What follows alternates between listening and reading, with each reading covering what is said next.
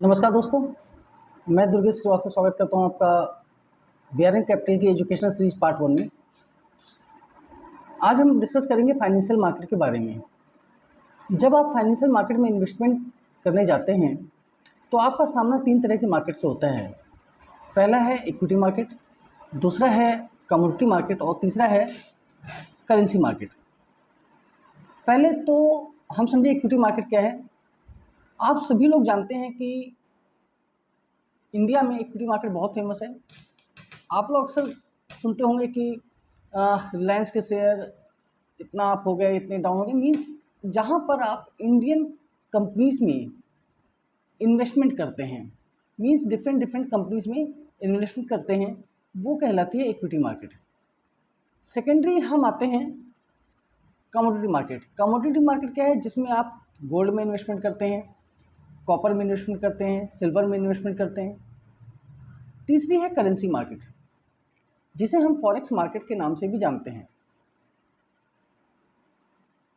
Forex market जिसमें आप currencies के पेयर में ट्रेडिंग करते हैं। अगर मैं इसके मार्केट साइज की बात करूं तो जैसा कि रिसेंटली मैंने सुना है, इसका मार्केट साइज अप्रॉक्सीमेटली $7 ट्रिलियन का है, जो कि वर्ल्ड के सारे स्टॉक एक्सचेंज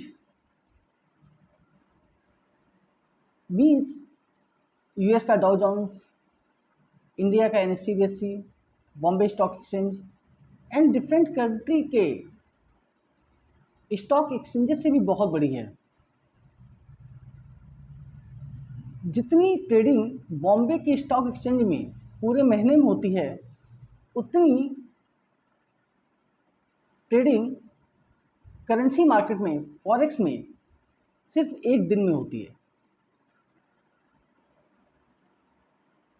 अगर आप देखें तो forex market means forex trading India में इतनी ज़्यादा फेमस नहीं है। उसका एक रीज़न है, क्योंकि इसमें एक रिस्क भी कम है और प्रॉफिट मार्जिन भी कम है, इसलिए शायद ये इंडिया में इतनी फेमस नहीं है। तो आइए अब हम समझते हैं फॉरेक्स मार्केट को और कि ये कैसे काम करता है। सपोज मेरे पास 2018 में $100 थे। उस समय लगभग डॉलर की वैल्यू 71 रुपीज़ थी। तो मेरे पास जो अगर INR में अमाउंट था वो लगभग था 7100। अगर मैं 2022 में आज की बात करूं तो डॉलर का रेट लगभग 77 रुपीज़ चल रहा है।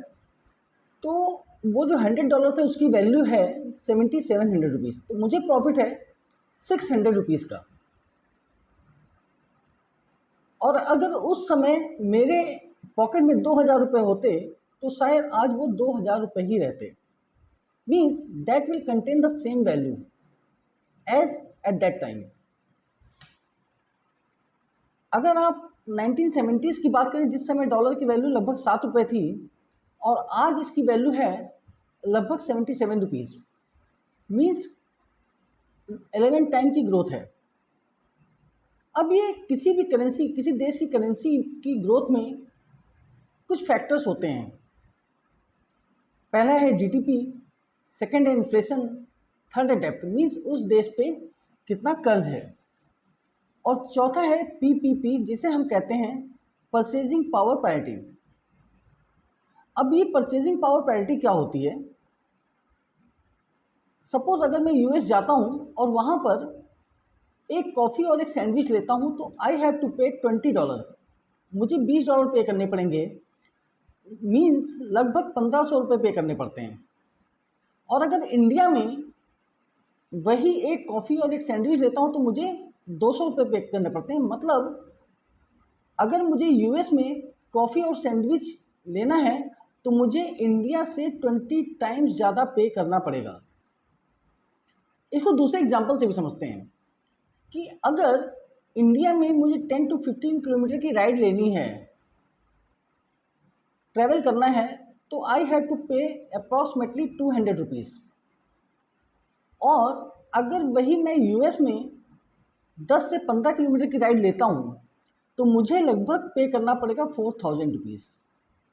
तो इसको हम इस तरीके से समझ सकते हैं कि जो लिविंग स्टैंडर्ड हम इंडिया में 10,000 रुपये में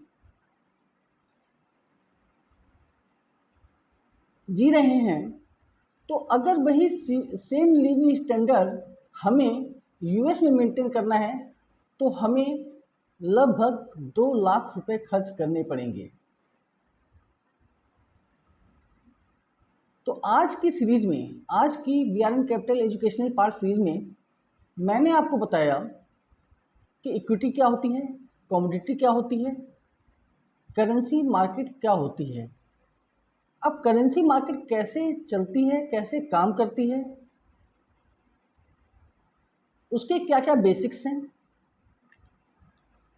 लाइक पिप्स क्या होती है, लीवरेज क्या होती है,